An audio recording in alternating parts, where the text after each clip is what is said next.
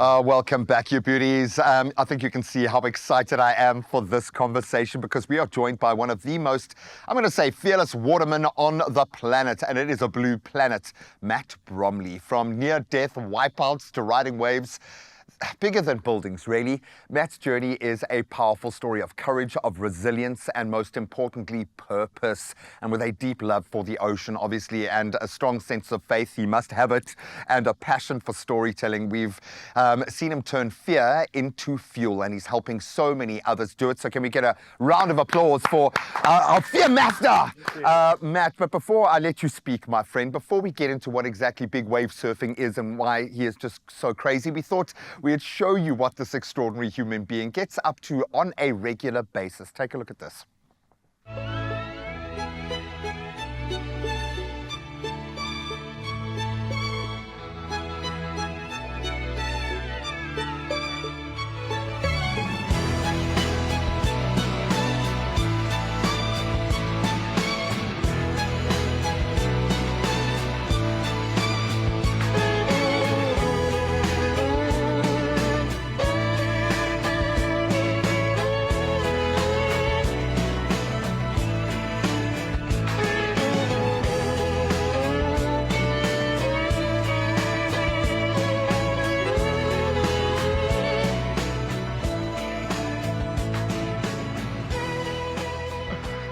Oh my word, it's always that moment at the end. Can we get a round of applause for Matt Bromley in the house? Thank you.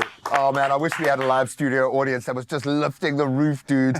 When you see yourself doing these crazy things, does the fear come back to you?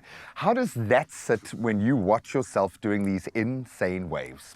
It almost feels like a dream, to be honest, because right now I'm back with my wife and my 2 kids at home and family life, and it's so nice and chilled. And then there are these extreme environments that I go into where fear is just so overwhelming. What makes me scared is not even being able to plan the next one.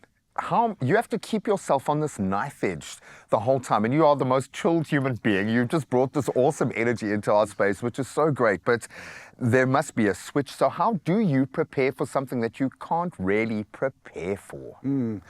So I try and simulate the big wave environment in my training. So I do a lot of stuff in the swimming pool, hold my breath with my heart racing and swim underwater.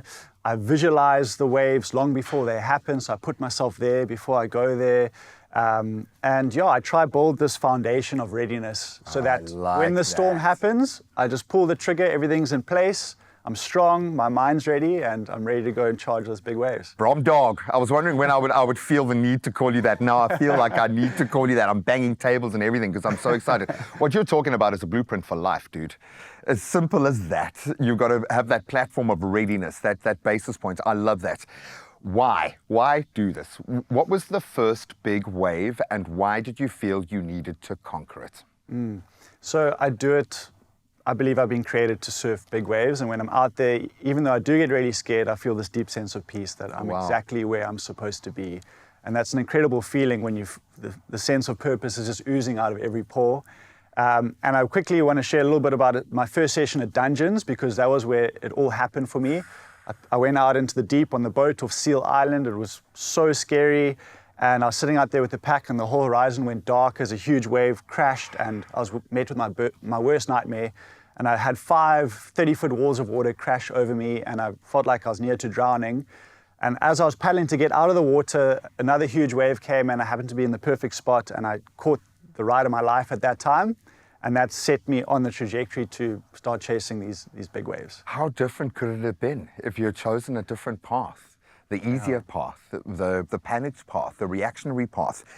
Do you enjoy helping other people to step into the space as much as you do taking yourself into those actual spaces, but helping so many people embrace their fears and work through that?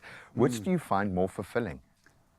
Yeah, I mean, one of my favorite things to do is after these big sessions, bring the stories home and tell them and try and encourage people, because so I do my motivational speaking, and one of the things I love to share is that everybody gets scared. And I've been able to surf with the best big wave surfers in the world. Everyone feels the fear, and that doesn't mean that you have to stop. And that's often the point where you have to keep moving through it. And I've often found on my best moments lie on the other side of my feet. Oh, completely. I love that. Always go straight towards it. In fact, that's been the blueprint of our industry. If you want to be successful, if it terrifies you, that's probably where you need to head to next. We're not going to let him go anywhere. He's going to take us through a bit of a, now that we know you can actually prepare for big wave surfing, he's going to take us through some of the considerations, and we're going to continue the conversation. If you want to ask any questions, if you want to plug into this incredible mindset, please do so on the socials. We'd love to keep the conversation going there. In fact, we've got to get through our official duties with those news and sporting headlines, and then the conversation will continue.